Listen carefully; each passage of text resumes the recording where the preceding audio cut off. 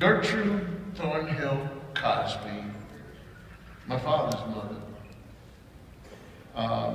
was not her credentials were probably in cosmetology as well. And I was finishing up my freshman year at Temple University, and I was sort of, old people say, I was smelling myself.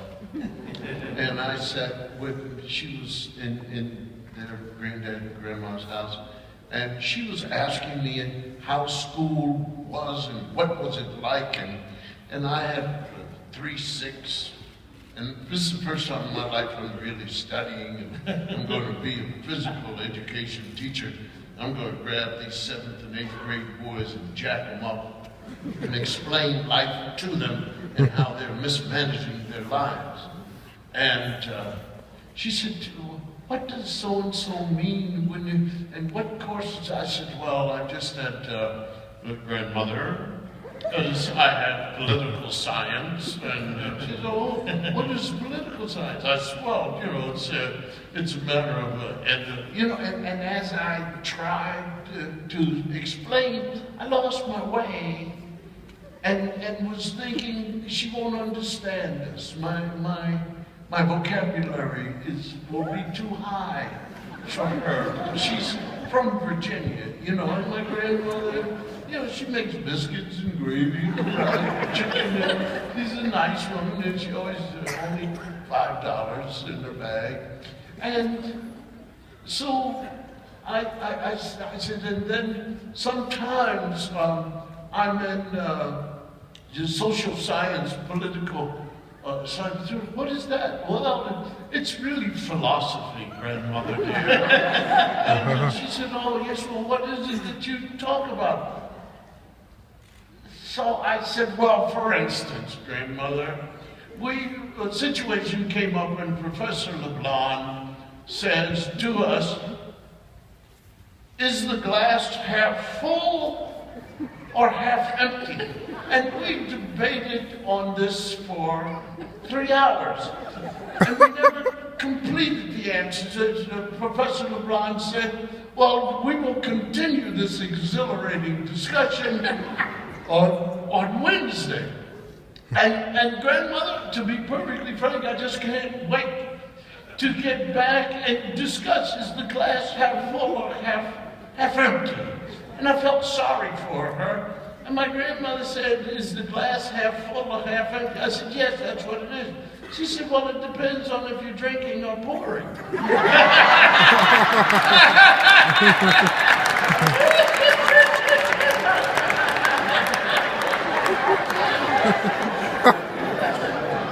I couldn't wait for Wednesday.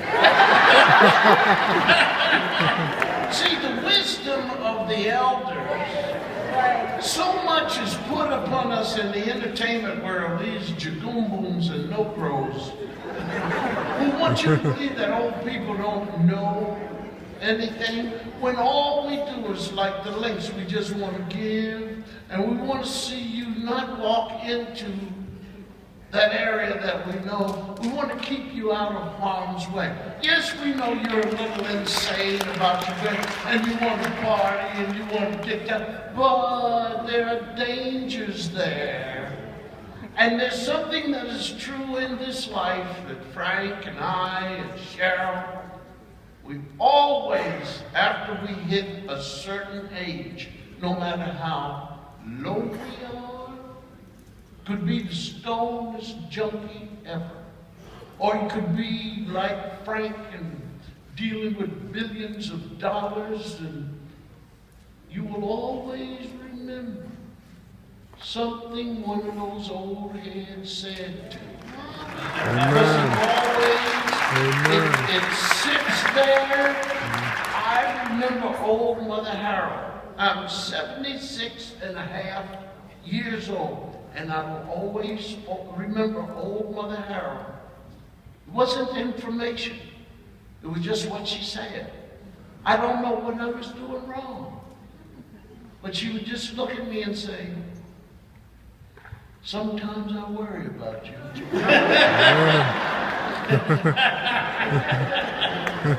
And I just walk away from her. I don't know what she's talking about, but that's it. Sometimes I worry about you.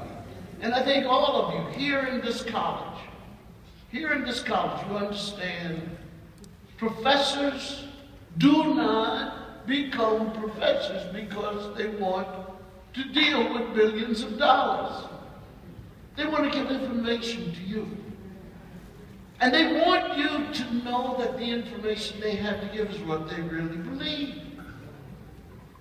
Some of the great civil rights people on the face of this earth never marched.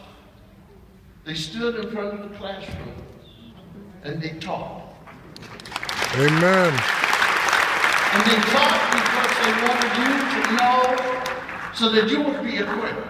Frank can't go to Johns Hopkins with his black face unless Howard University prepared. Amen.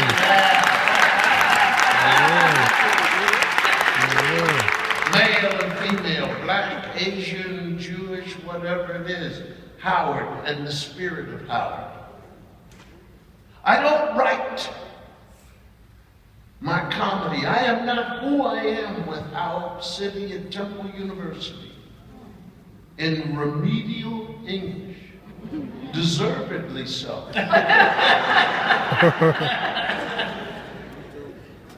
I wrote a composition, and to this day, this professor is known to me as the unknown professor because he gave me an A/C-.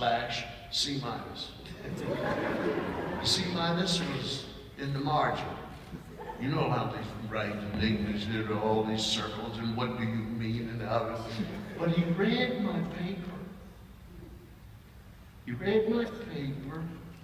I wrote about pulling my tooth. And the whole thing, he said, write about the first time you ever did something. I was 23 and a half years old. From that day to the next piece that I wrote, which inspired me, the first grade inspired me to believe that I could, in fact, write. I wasn't trying to be funny, I was just trying to connect. First with myself, put it on paper, and then have people read it and say, this is interesting. I wasn't even necessarily trying to connect on, wow, that happened to me. Then I wrote a piece because I was in college. I wrote a piece called Procrastination, or The Perfect Point. And it was about not wanting to get started. And so there was a pencil sharpener, it was a number 2 yellow. And I kept doing it, the point wasn't perfect. And the next thing I knew, all I had was a metal. So for all of you here, and some of you will have the book, read, because you can never tell what Frank has in his book that will lead you to, your mind can go places when you read. You can be in the middle of reading something and your mind will start to talk to you about things. This brain is about as weird as it can get. And all you have to do then is you sit and you write. And if you think that coming up and asking him how he did it is going to be the key, no. Because you have to be satisfied with yourself. You got to hang out with bright people. You can't hang out with losers. You can't. And I'm going to tell you my last thing here. There's a book written by Earl Lloyd, and I don't know where Earl is today. He was the first African American to score a point in the NBA.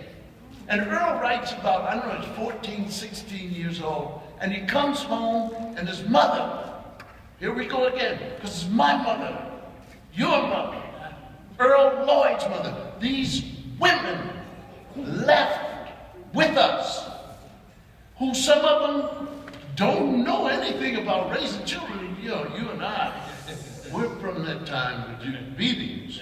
Exactly. The switch. No, I didn't get the switch. I got the ironing cord. And my mother was fast. And you could run. But doctor, she could outrun you. And then one time it went around my neck. And all I did was I just looked up and I saw Jesus. And Jesus was doing like this.